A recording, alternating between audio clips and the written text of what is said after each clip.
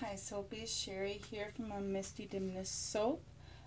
This is my first soap making video, so I am going to kind of go through the whole entire process. So for a more experienced soap maker, you might find this a little bit boring.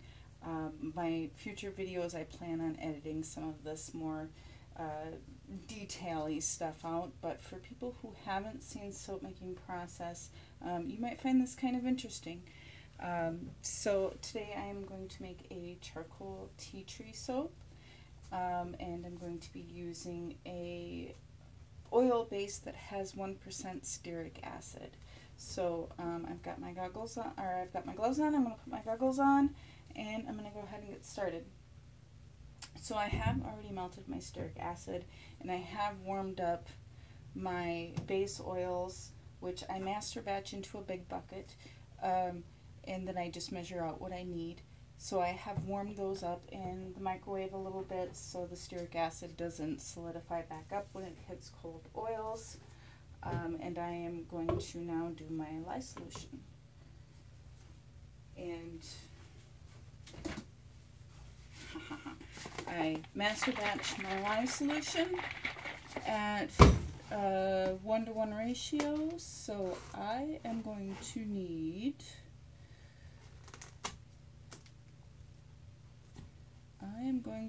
4.48 ounces of lye. No, I'll need more than that. Hang on, I better look at my actual sheet here. My pre-mix solution, I will need 8.96 ounces. It's been a little while since I did make soap, so I feel a little rusty to start with. And then added to that, I'm still relatively new to master batching lye solution. So my lye solution has been master batched with just distilled water and silk peptides.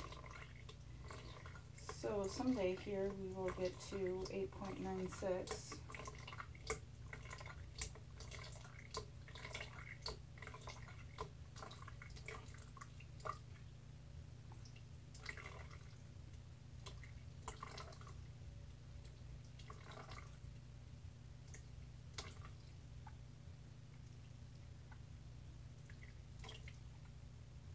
Okay.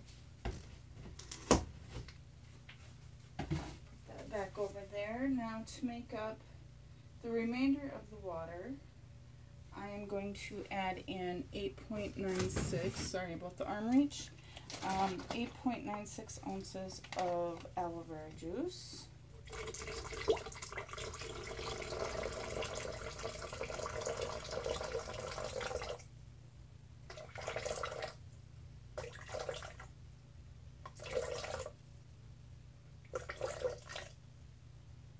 And that will give me a 3-to-1 water to lye ratio. Okay, and then to this I am going to add in some kaolin clay. I don't really know that it helps hold fragrance in, but I do like the way that clay feels in soap, so I like to add it more for the skin feel than for holding in fragrances or anything like that. And then I'm going to also add in some salt. This seems to help unmold faster, as well as it seems to help the shrinkage rate while you're using it as well. I know it sounds a little odd, but that seems to be my observations between when I didn't use it and when I did use it. My soaps shrink a little bit nicer and more uniformly. So we're going to give that a stir, just to dissolve everything and let the aloe vera juice and the lye solution mix together. And those guys are going to heat back up just a little bit. And here's my oils. They have, I'll show you guys here, these are my oils. You can see they've melted up a little bit, but they're still kind of solid. Our basement is a little cool. Oops, I'm not sure why. Oh, I know why I set it on the scale. I was like, what? Why did I set this on the scale? So I can add in the essential oil. I'm going to add in some tea tree oil. This is my stearic acid. I'm going to go ahead and add that now before it gets too much cooler and starts to solidify on me. And give that a good nice stir.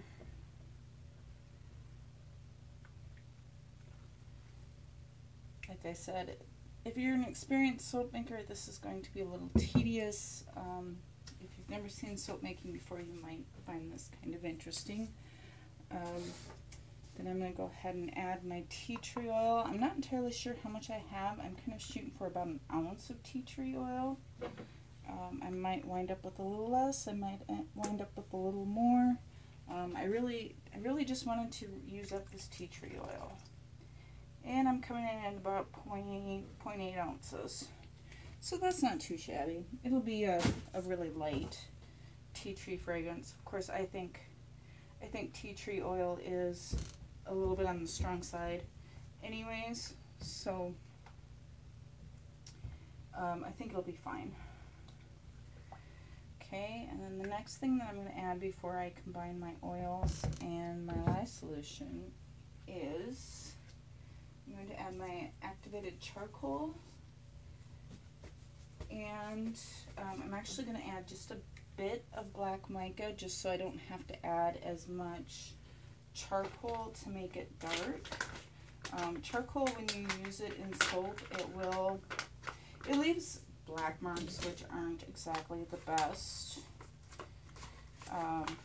Best appearances. Some people freak out because they have to clean their tubs and stuff, and I think I have about all that I need in this bag. It probably looked like a whole bunch when it was pouring in, but that's a pretty good tablespoon right there.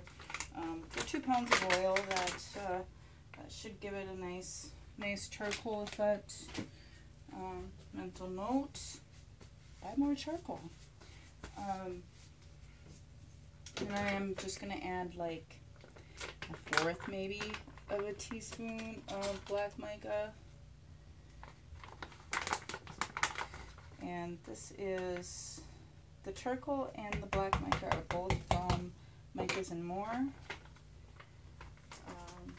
It's a group buy, and I do really like her stuff. I've always been really happy with her stuff, so I'm going to continue using her stuff. I'm going to give this a quick zhuzh together with the stick blender. It's going to be a little noisy if you've never heard a stick blender run before.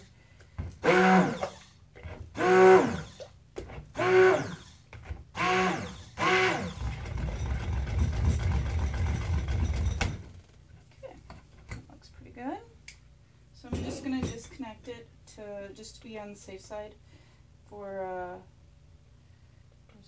there's a weird thing in my eye solution.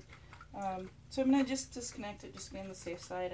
I have tipped over oil and lye mixed together before, and it's not fun to clean up. Okay, so now that we've kind of stirred back the clay into the lye solution, we're going to go ahead and dump that in.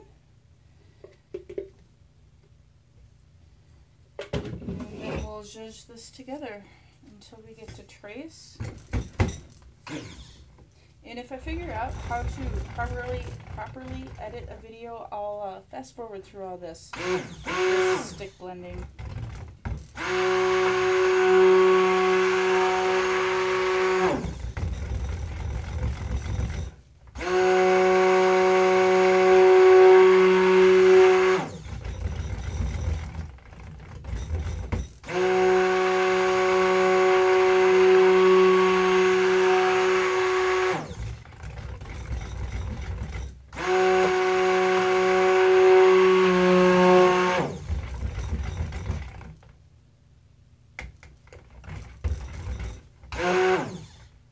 So at this point, I'm going to try to very carefully do this. I do have it emulsified. I'm trying to be careful with the bowl because these are cheap dollar store bowls. The handles aren't real sturdy for supporting a full bowl of batter. I want to bring this to trace. I'm not going to do anything more with this than pour it into the mold, but I want to make sure that I do have a good trace on it and it's not going to fall apart on me while it's in the mold.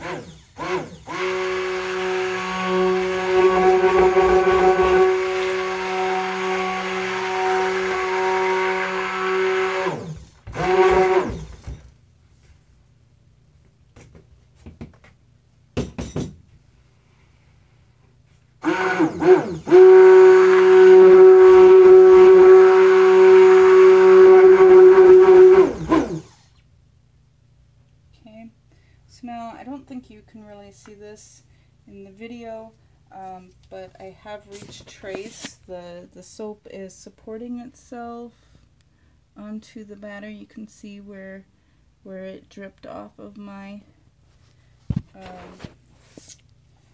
stick blender. So this is the point I'm going to stop at. I am going to give it a quick stir by hand,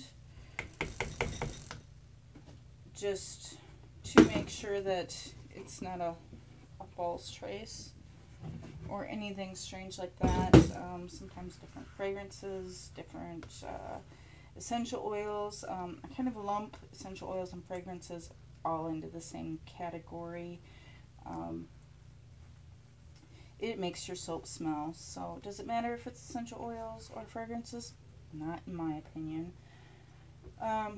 So I'm going to give this a stir to make sure everything is stirred up from the bottom. If I see any weird chunks or anything that looks like it's loosening up, I'll hit it with the stick blender again. And it looks like we have stayed in trace. So now I'm going to go grab the mold and we will pour this into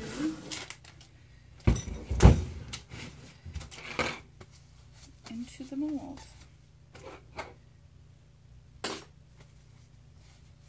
I am like a habitual hand wiper. I'm constantly wiping my hands.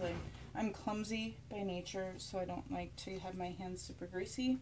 So this is my loaf mold my husband made for me, and I have lined it with freezer paper, and that's just to keep the soap from sticking to the wood mold. And I'm going to go ahead and pour it in here. My husband, when he set up my soap lab a year ago, he made sure my table was nice and level. So that helps to make sure that my soaps are level when I put them into the mold. Isn't he a doll? And we're just going to clean out this soap bucket here. Scoop off the spatula. I'm going to give this one more scrape because there's still a lot of soap in there. So we're going to make sure we get everything out of here. And look how dark this is. Oh my gosh, I love it.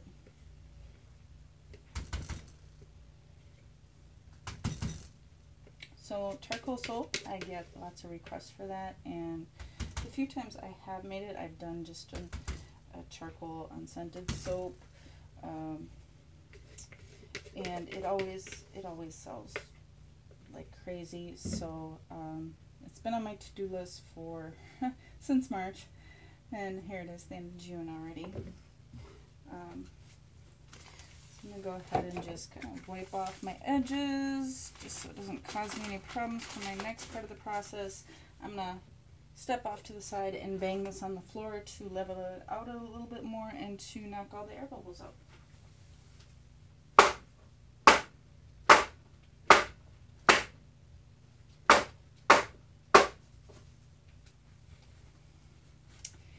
And here we go. Here it is in all its glory. So this is what it's gonna look like. It's gonna be a pretty simple bar, but it should be really good. Sorry about the weird view. I'm filming on my husband's old cell phone because we're high tech like that around here.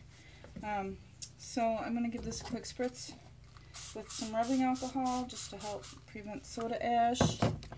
And I'm going to cover it with a piece of cardboard and a couple towels. That'll help it heat up, and I like my soaps to go through gel phase, which is a point where the soap heats up and kind of liquefies itself, kind of. Yeah, and that makes it a nice hard bar. Doesn't do anything to speed up cure, but it does make a nice hard bar. So that's what I like to do. So thanks for joining me for making this soap, and if you like this video, give me a thumbs up. Subscribe to my channel. There's going to be more soap videos coming up, hopefully a little bit better quality. But you know, we all got to start somewhere. So thanks for watching.